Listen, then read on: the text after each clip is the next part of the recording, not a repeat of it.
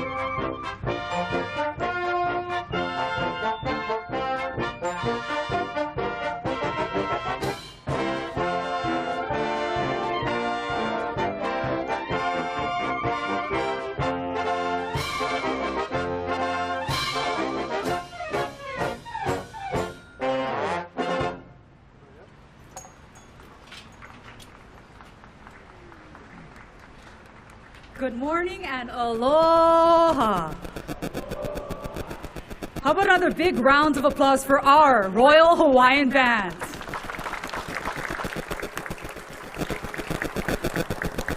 My name is Brandy Higa and I'm proud to serve as your MC today.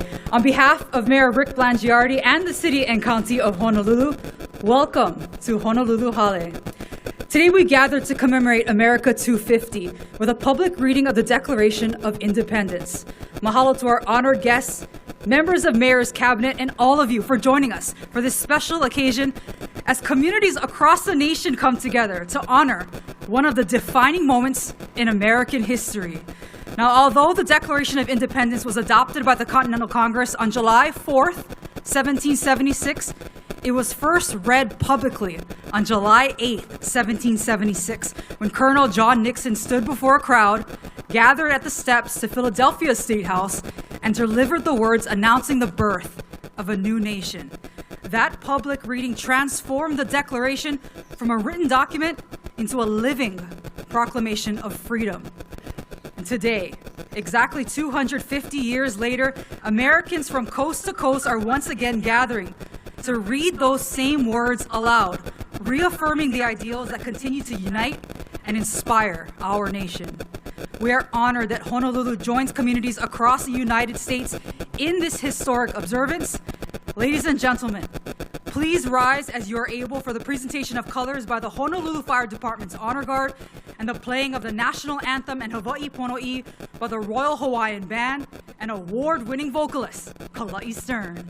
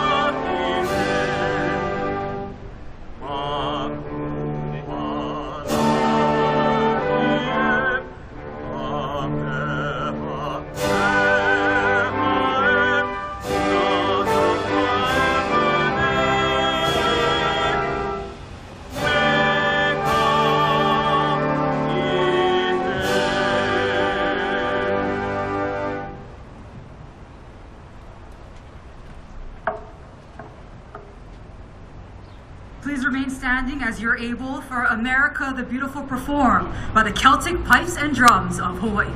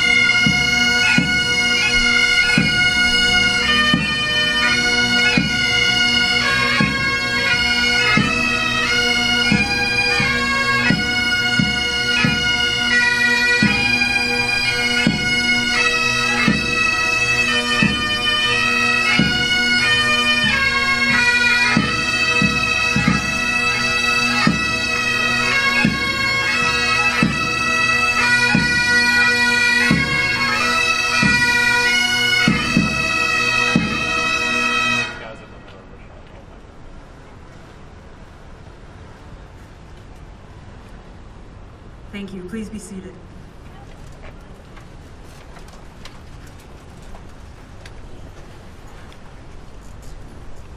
Now it's just about 12 noon here in the islands. At that very moment, communities across the United States will be participating in the simultaneous public reading of the Declaration of Independence, commemorating the first public reading of this historic document exactly 250 years ago today. From Philadelphia to Honolulu, Americans are once again giving voice to the words that declare the birth of a nation founded on liberty, equality, and self-governance. It is now my honor to welcome today's readers representing both the leadership of today and our leaders of tomorrow. Please welcome the 15th Mayor of the City and County of Honolulu, Rick Blangiardi. Joining the mayor are members of our Honolulu Youth Commission, Arabella Cruz, Dominic Bonifacio, Via Johnson, Kalena Cook-Shea, Nixon Lee, Sydney Chung, Nicole Baladoy.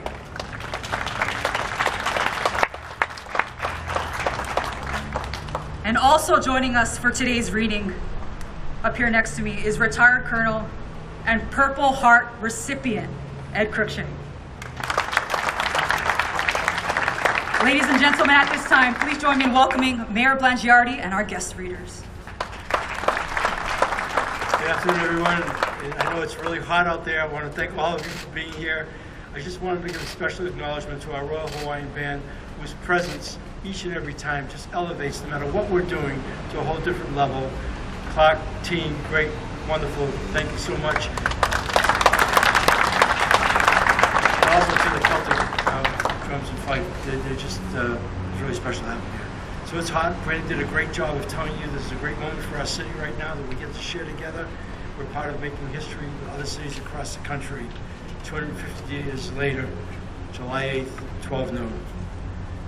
The unanimous declaration of the 13 United States of America. When in the course of human events, it becomes necessary for one people to dissolve the political bands which have connected them with one another, and to assume among the powers of the earth the separate and equal station to which the laws of nature and of nature's God entitle them. A decent respect to the opinions of mankind requires that they should declare the causes which impel them to the separation.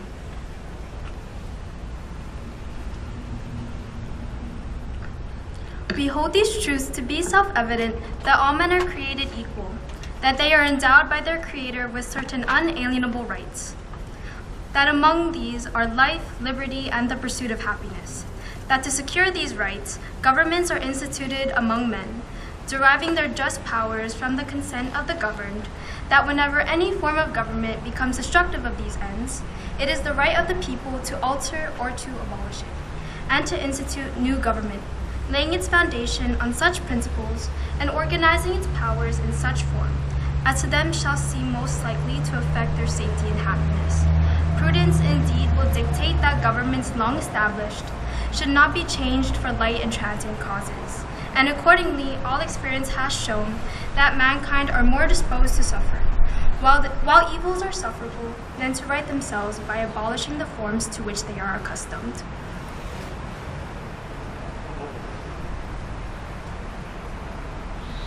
But when a long train of abuses and usurpations, pursuing invariably the same object, evinces a design to reduce them under absolute despotism, it is their right, it is their duty to throw off such government and to provide new guards for their future security. Such has the patient sufferance of these colonies, and such is now the necessity which constrains them to alter their former systems of government. The history of the present King of Great Britain is a history of repeated injuries and usurpations, all having in direct object the establishment of an absolute tyranny over these states. To prove this, let facts be submitted to a candid world.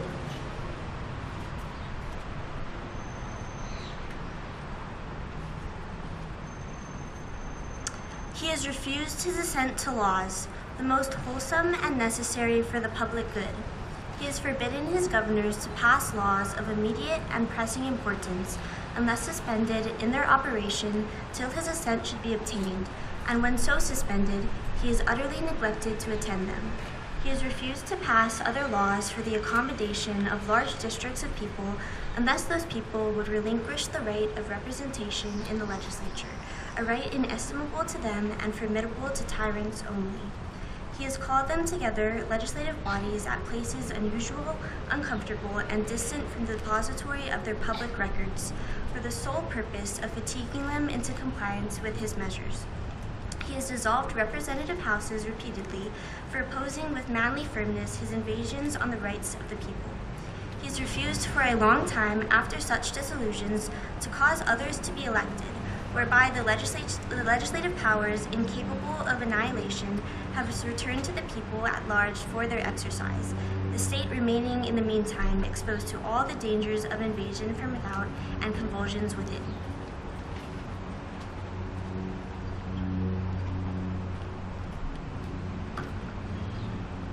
He has endeavored to prevent the population of these states, for that purpose obstructing the laws for naturalization of foreigners, refusing to pass others to encourage their migrations hither, and raising the conditions of new appropriations of lands. He has obstructed the administration of justice by refusing his assent to laws for establishing judiciary powers. He has made judges dependent on his will alone for the tenure of their offices and the amount and payment of their salaries. He has erected a multitude of new offices and sent hither swarms of officers to harass our people and eat out their substance. He has kept among us, in times of peace, standing armies without the consent of our legislatures. He has affected to render the military independent and superior to the civil power. He has combined with others to subject us to a jurisdiction foreign to our Constitution and unacknowledged by our laws, giving his assent to their acts of pretended legislation.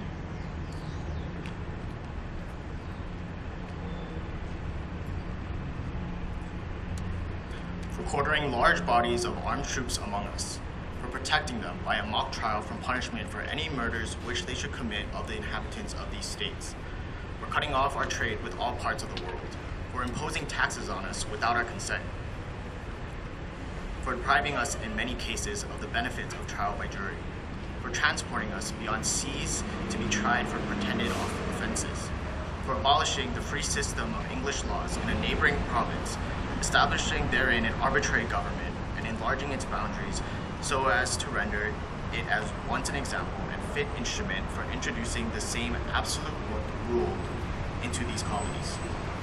For taking away our charters, abolishing our most valuable laws, and altering fundamentally the forms of our governments. For suspending our own legislatures and just declaring themselves invested with power to legislate for us in all cases whatsoever.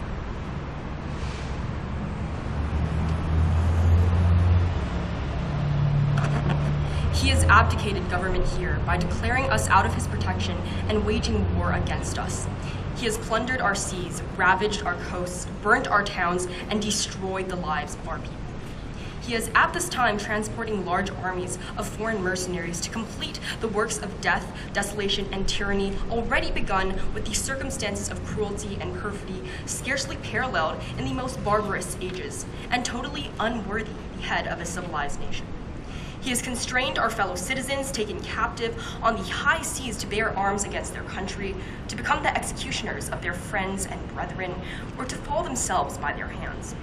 He has excited domestic insurrections among us and has endeavored to bring us on the inhabitants of our frontiers, whose known rule of warfare is an undistinguished destruction of all ages, sexes, and conditions.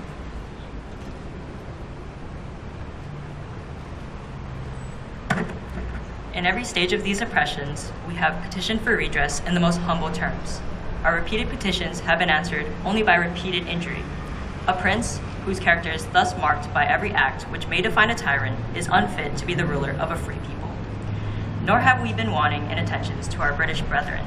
We have warned them from time to time of attempts by their legislature to extend an unwarrantable jurisdiction over us. We have reminded them of the circumstances of our immigration and settlement here. We have appealed to their native justice and magnanimity, and we have conjured them by the ties of our common kindred to disavow these usurpations, which would inevitably interrupt our connections and correspondence. They too have been deaf to the voice of justice and of consanguinity. We must, therefore, acquiesce in the necessity which denounces our separation and hold them, as we hold the rest of mankind, enemies in war, in peace, friends.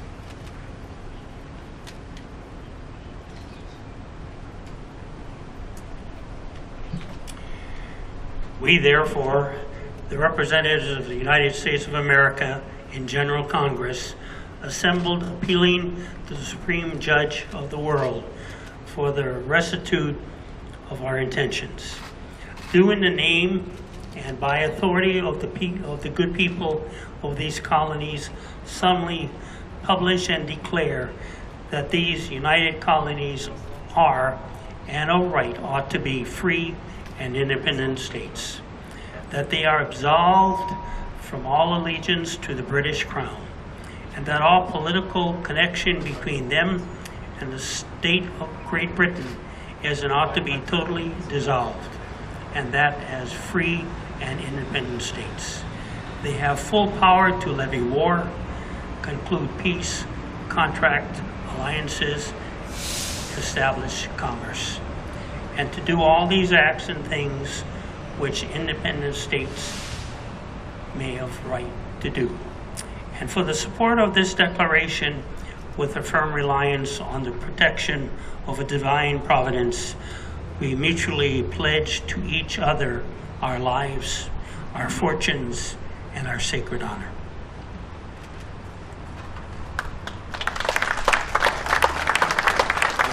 Well done. Let me just say that in closing, may God bless you, may God bless Hawaii, and may God bless the greatest country in the world, the United States of America.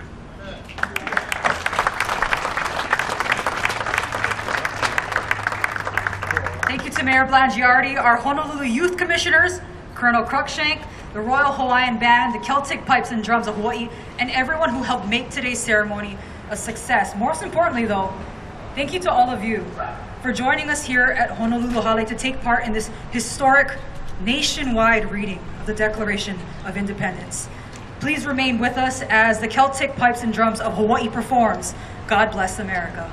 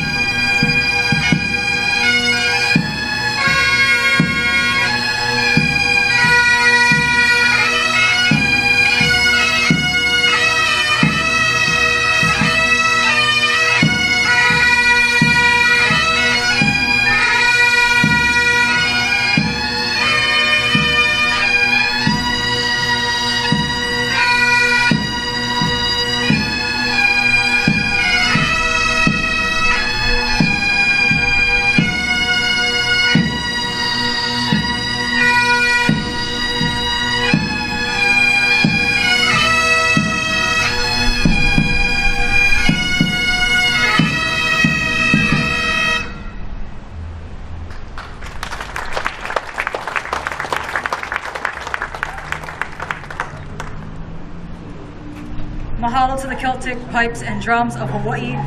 And thanks to all of you for joining us for Honolulu's America 250 commemoration.